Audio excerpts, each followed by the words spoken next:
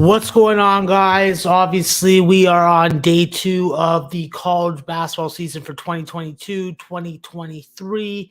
And after yesterday, it's very non climatic to go into today and have what, 8 games? I'm still happy about it.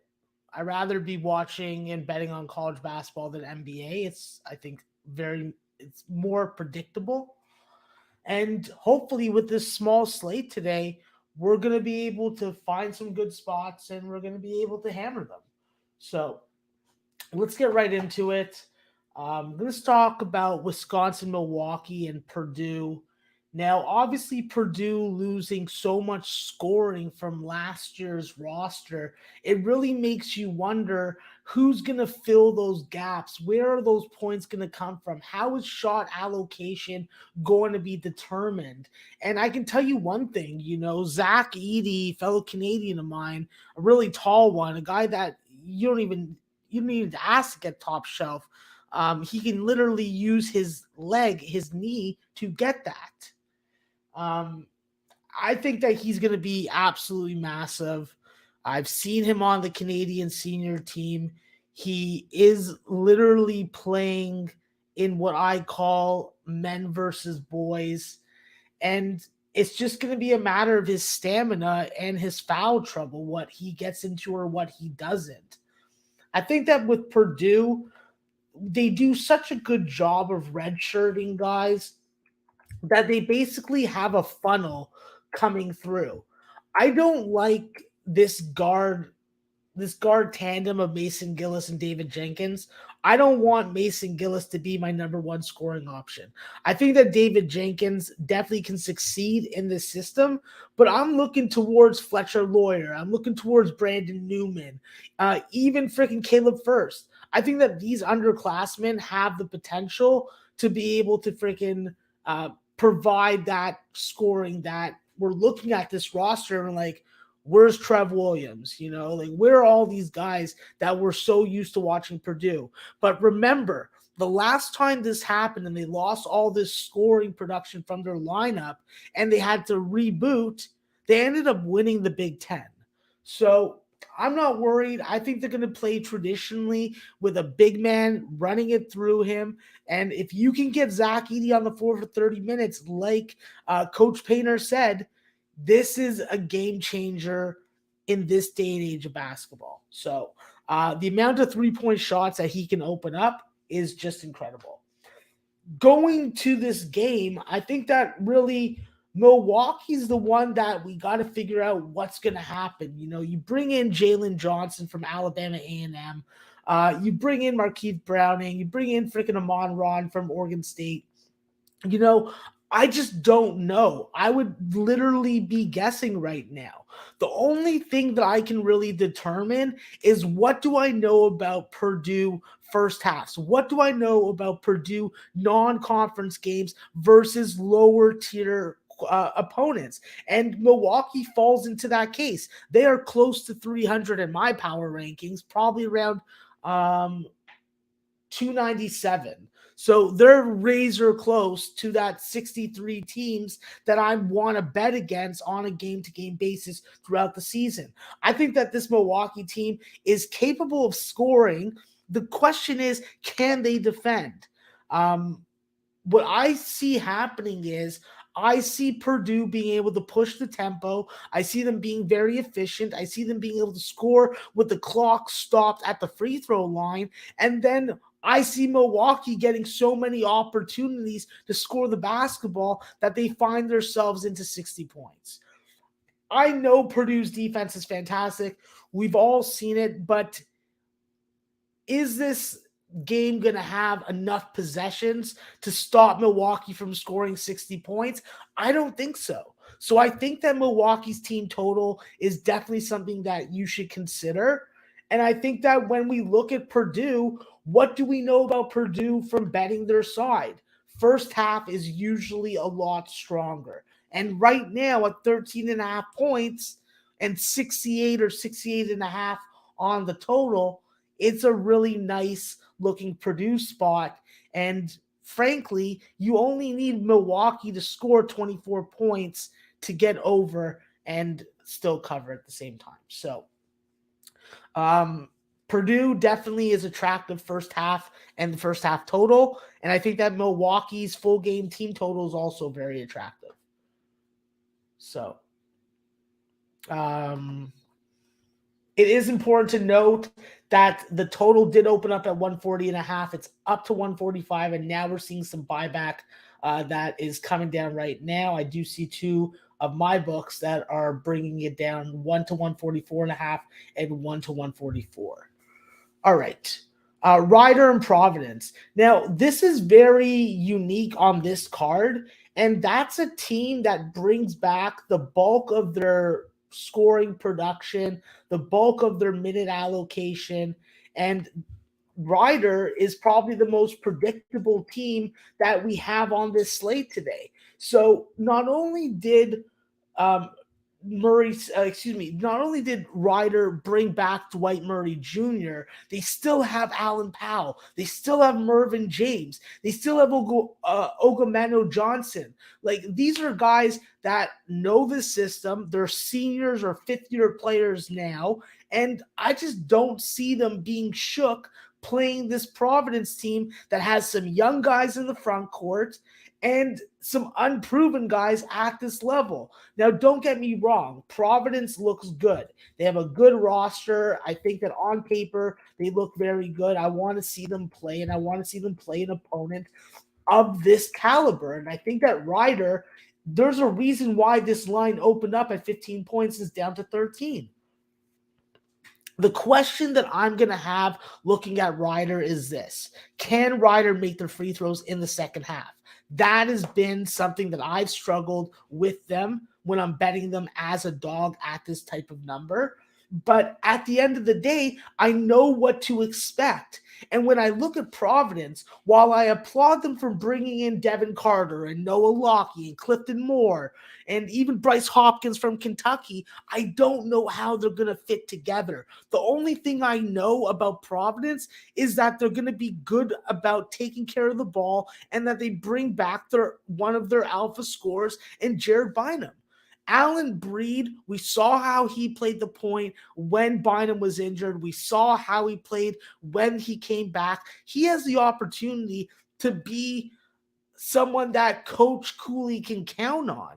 And I just think at the end of the day, you're not going to be able to take the ball away from this Providence backcourt, but I'm not convinced that Noah Lockie, who wasn't even like a 16-point per game scorer at Louisville, is the answer to it. So Providence has to beat me to prove to me. And when I look at Ryder, when I look at the upperclassmen, when I look at the continuity, when I look at the existing chemistry, it just screams to me, yes, this is a spot where you got to look at Ryder at that 13 points. And I think that you just got to hold your breath. Hope that they get out to a lead. Hope that there's some scoring, because the harder it is for you to get buckets early, I think that's going to translate into the game later on, and that could hurt us like it hurt Weber State versus Washington last night. They stopped being able to make shots. Washington was able to pull ahead and keep ahead and win on the spread. So Ryder's a team that we can literally look at the numbers and be like, okay, this is an accurate freaking view on what we can expect from them. I don't see any other teams on the card that are like that. So I like Ryder. That's what I'm on, and that's that. So Montana Duquesne's a real interesting game just because how is Duquesne going to look without Kevin Brewer, one of their key additions and one of their ball handlers? Because what has Duquesne's problem been, especially last year, is that they do not have good ball facilitation. If you don't have good ball facilitation against Montana, who can really pack the paint and stay home on defense on you, that's going to be problematic. I think that you do have some nice pieces in Day Grant that you brought in, and Joe Reese and Trey Clark from VCU. But I think that the most important player for this Duquesne team tonight, if they're going to cover on the spread, is Austin Rotroff. Last year, he started the season amazing for him. It looked like he was going to be a breakout player in the front court for them. Now, once he got injured, Duquesne went 0-16. So I think that this is a guy that really could make a big difference. He's not high on anybody's depth chart or projection chart or any kind of scoring analysis like that. But I think personally that this is a guy that you got to put your head on your fucking shoulders for, because he can run you over, he can go over the top, and he can freaking run 3 or 4 different good post moves on you. I think that Duquesne is going to be a little more difficult than people are anticipating. And I'm talking about writers, I'm talking about TV people, that type of person, not cappers. But not having Tevin Brewer just hurts the ball facilitation. Now, we know what we're going to get with Kevin Easley and Trey Williams. That's solid. Don't get me wrong. But I just think that Rotroff brings a different element, and he's 6'10". So when I look at Montana, this is one of the few times that they've traveled east. And this last year, with Rotroff in the lineup, who can go up against Josh Bannon, who's Montana's best player and operates on the low block primarily, I think that he's that much more important. Let's not forget, last season when Duquesne opened up their new building, they played Dayton. They beat Dayton by 4 points, and look how good Dayton was by the end of the year. So I just think that this Duquesne team is well coached. I don't want to jump on a 4 right now. I want to see it go to 3. I want to see it 2.5.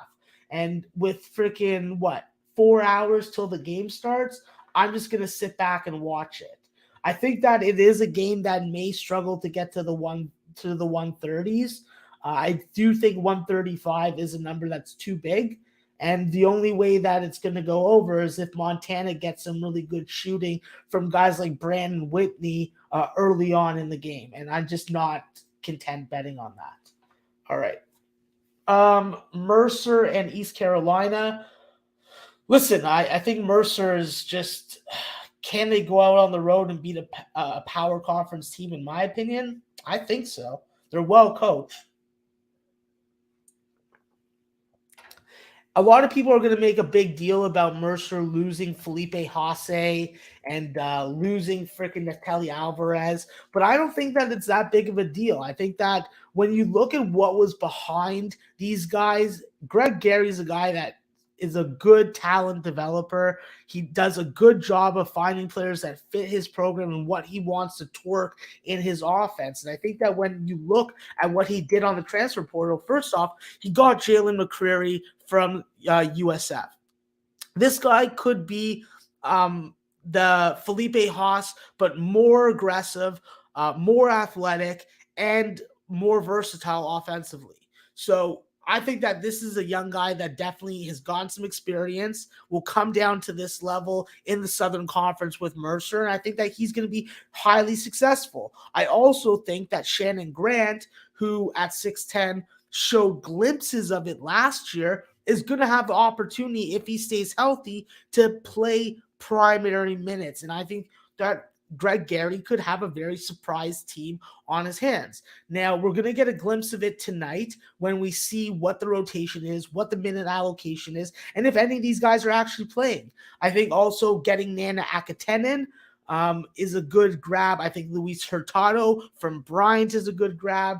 And listen, what you had there in guys like Kamar Robertson, fellow Canadian of mine, and James Gilson is good, but you added Jalen Cobb also. So Jalen Cobb coming over from Jacksonville State definitely played up-tempo. I think that this Mercer team is going to score points. And I think that East Carolina, that's where the question marks are. I don't know what this roster is really capable of, and I'm just not sure I'm willing to go and start putting my money on them at this time. I think that with Mike Schwartz taking over this team, I don't know what type of offense he's going to run. I don't know what type of defense he's going to run. Is he going to freaking run size? Is he going to go small? I personally don't know. So Mercer is I can figure out what Mercer's going to do. And I just don't have faith in a guy like Winston Tabbs, who I thought was going to be a big player at the collegiate level, really bounce around. And I just don't know if he's capable of averaging 18, 19 points a game like ECU needs. Tristan Newton leaving this team really hurt them because he took with him a skill set and a reliance that this program had that they don't have anymore. So I think ECU is going to have trouble early on, and I think that this is a game that Mercer can go in, sneak a little win, and then pop out. So I'm riding with Mercer. I think that they win the game, and at 1 or 1.5, it's definitely a good number. All right, Georgia Southern, San Jose State. These are two teams that I'm a little worried about. Now, last time that I put money on San Jose State in a home opener, they ended up fucking me and winning the game by 2 points. I'm not interested in that. I understand that Tim Miles is now coaching there, and he is going to probably get a lot more than the previous regime out of these players. But I do think that Brian Berg is a good coach. He runs a good freaking set of system that fit his players. And what he needed guys that could create off the dribble. He needed guys that can create scoring opportunities for themselves and guys that can get to the rim and make free throws. Now, what do? You add Rod Strickland's son, Ty Strickland. You add Jacksonville State transfer Jalen Finch. So you have two guys that have proven that they can score, that they can get to the rim, that they can handle the ball without turning it over. And that's one of the big things that Georgia Southern needs. I think that this is a game that a lot of people are going to expect San Jose State to freaking mop the floor with them. I'm not so sure. Okay, Omari Moore, for all the good he did offensively, there was definitely a lot of freaking harm that he did on the floor defensively. And I'm just not going to freaking put the blinders on to that. Now, this isn't my favorite game, but I do have Georgia Southern ranked 183rd. And frankly, that's fucking 10 places higher than where I have San Jose State. So I just think that if I'm gonna lose, I'm gonna eat crow on this game. I just don't believe in this team being able to play good enough defense. I think that they can score. I think they can hit a bunch of corner threes. I just don't know if they can stop somebody when it matters, and I just don't feel comfortable laying 4 points with them. So, yeah, that's how I feel about San Jose State. And this is a game where, once again, we're sort of guessing what's going to happen. The only thing that I can really anticipate from the Purdue game, from the Providence game, from the San Jose State game, from the Georgetown game, is that maybe even South Carolina, that we're going to have some elevated scoring. You play your best game in the first half. And then naturally, once you know what you're going up against and you make those halftime adjustments, that's where we may see some of these guys be a little less efficient, be a little more freaking beatable defensively. So I don't know. It's just a tough game. I don't want to just start betting on a team because they're at home. I don't even think that San Jose State has that good of a home court advantage to even really give them this number on the spread. If I lined this game, I would have had it at a pick 'em. So, just gonna roll with Georgia Southern on that one, and eat crow if I have to. All right, now let's talk about South Carolina State and South Carolina. this is a South Carolina State team that I really, outside of Trevion McCray, I don't have high expectations for. I do know that with freshman Latavian Lawrence coming in, he could have some good size and definitely some impact offensively. I just don't know defensively if he's going to make a difference or be harmful towards the bottom line. Aside from that, I do think that this team is going to be pretty young. And I think that they're going to get a pretty big dose of reality at the collegiate level and what it is to play against an SEC team in this Lamont Paris, South Carolina team. I think that Lamont Paris taking this job is a great move for the South Carolina program. He's a great X and O coach. He knows how to utilize size. He knows how to get guys into positions to score, and he did a great job on the transfer portal, bringing in guys and recruiting a 5-star local kid that could be a game changer. I think that Gigi Jackson, I think that Hayden Brown, I think that Ibrahim Adiba and Michi Johnson from Ohio State are all going to be difference makers. All of them bring things at different levels of your offense and defense. And, with Gigi Jackson at 6'9", the guy just like dunks the ball so effortlessly. It's just like he could jump and hit the top of the fucking backboard if he wants without even breaking a sweat.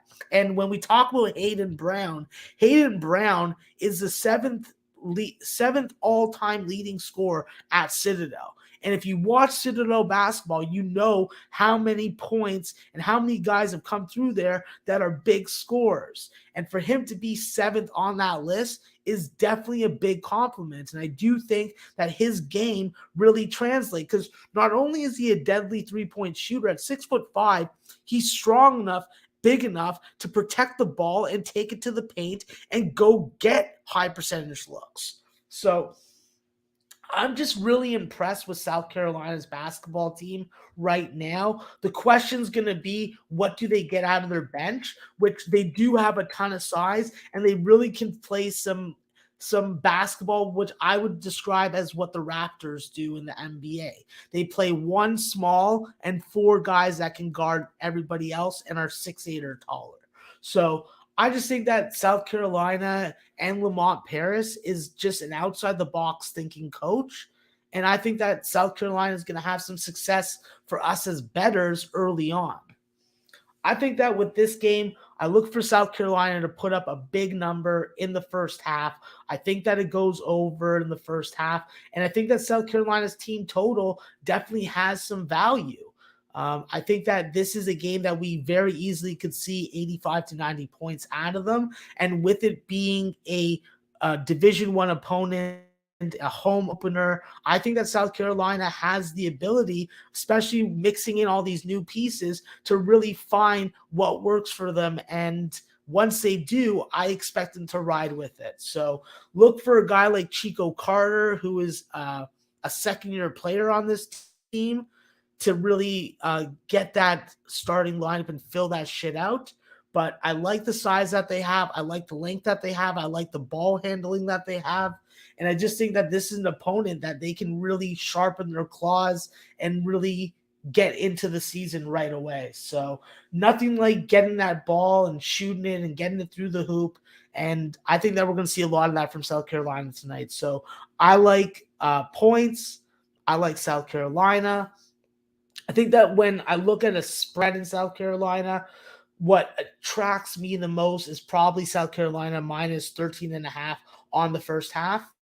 It's a reasonable number, and it's a number literally that they can freaking amass with 2 decent runs. And like we saw yesterday, like Gonzaga, there were teams that went on big runs. Illinois went on a huge run. Baylor went on a huge run. And we're talking like 20-plus nothing runs. So if you can do that early on in the season, and South Carolina, by my projections, can, it's definitely something to consider. So, all right. Sacred Heart and Hartford. Right now, the spread is coming down from 8. We are seeing 6.5 and 7. And listen, Hartford, like I said in my video that I posted on my Twitter page, I think that Hartford has talent. They have upperclassmen. They have guys that have experience at this level. The problem is, how are they going to be affected by their coach resigning? And their coach resigning for virtuous reasons, not reasons that are selfish and self-centered. When you have an AD that will not provide a trainer for your road games, then 3 players get hurt in an exhibition game and they have to suffer through the pain of it on the bus home till they can get medical help. That's fucking ridiculous. When you don't even supply the meal cards that you supply for every other sporting program on the road for kids to eat. Like, I do not understand what this woman's doing, the AD at Hartford, and why she's taking it out on these players, but it's disgusting, and the NCAA, unfortunately, is doing nothing about it. I don't know how that's going to affect the spread, but when I look at it from a roster personnel matchup perspective, I see Sacred Heart being able to win this game. I like the additions that they made. Aiden Carpenter is definitely a quality piece. And I think that when you look at what they still have there, aside from getting freaking hot, some better quality transfers, you still have Mike Sixsmith. You still have Nico Gillette. And both of those guys, well, they can fuck with their eyes open in the NEC. So this is a good opportunity for Sacred Heart to go up against an opponent that on paper they should beat handily. And let's see if they actually can. So it's going to be a real interesting game. I like Hartford's team total under. And I do think that Sacred Heart, when they weren't an 8 or 6.5 point favorite, had value. But right now, I can't tell you anything to do on the spread. So, all right, let's talk about the last game, Coppin State and Georgetown. Obviously, with Coppin State, we have a unique situation where they are playing, where they are playing. What's it called? Sorry, CJ, you son of a bitch. Yes, I wore that hat on I wore this hat on purpose because of the fact that Florida Gulf Coast went into USC and beat them again. It's fucking crazy. It's fucking crazy. You're going to the Duquesne game tonight. That's actually amazing. I wish that I was, but I'm stuck here in Canada because of various reasons that I won't discuss right now. But yeah, I agree there. So let's roll on with this last game, and then I'll get you guys out of here in a couple minutes. Coppin State and Georgetown. Obviously, Coppin State getting Sam Sessoms. That's a big game changer for them personnel-wise because they did lose Jesse Zarzuela. They lost Corbett also, so you're taking some pretty good offensive producers out of that lineup, and you had to bring a high major pedigree like Sam Sessoms in there. Now, this isn't a unique situation where Coppin State's going to be playing a back-to-back. I think that it helps us on both fronts, Georgetown's team total, and when it comes to the full game going over. I'm surprised we don't see this in the 150s, but after their game last night and how they struggled to get to 60 points against Charlotte, yeah, there's question marks. And on the other side, the big question with Georgetown is, what is the status of Jay Heath? Is he going to get a waiver? Is Dante Harris going to be in the lineup? If those two guys show up, you know, I do think that Georgetown routes them. I think that we've seen Georgetown route teams from this conference before. I wouldn't be surprised to see it again. And I think that is just a simple play to me. You know, I don't want to be betting them as a 20-point favorite because they could win this game freaking 83-61. I mean, excuse me, 83 freaking 66. And that would not be good for me. Personally, I think that Georgetown, Brandon Murray is going to have a big season. I think that when you look at freaking Wahab being able to score down low, having the experience of playing in the ACC versus a different style, and then coming back to Patrick Ewing, that's fantastic. I just want to see this team put together, and I want to see them playing all together.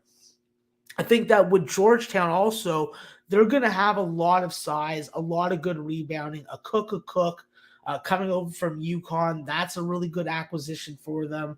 But at the end of the day, losing Donald Carey hurts, but not having the services of Dante Harris, not having Jay Heath will hurt more. So from my perspective, this game should go over based on the quality of defense that you're going to get from Coppin State, and hopefully they're a little more inside the arc, perimeter oriented when it comes to their shot selection.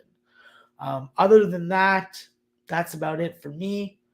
I think that it's going to be a nice little card today, so you can take your time. You don't have to watch fucking 30 games at once. Yesterday was a little post-traumatic stress.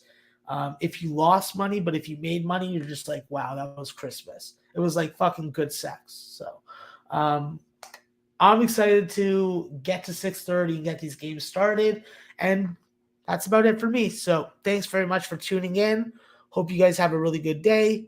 And let's get some winners, because I need some more chicken dinners. I got to fuck with my eyes open. And I got to love Ladies of the Night two at a time. Two at a time. Let's go. Later. UConn and St. Bonnie's. Fucking great.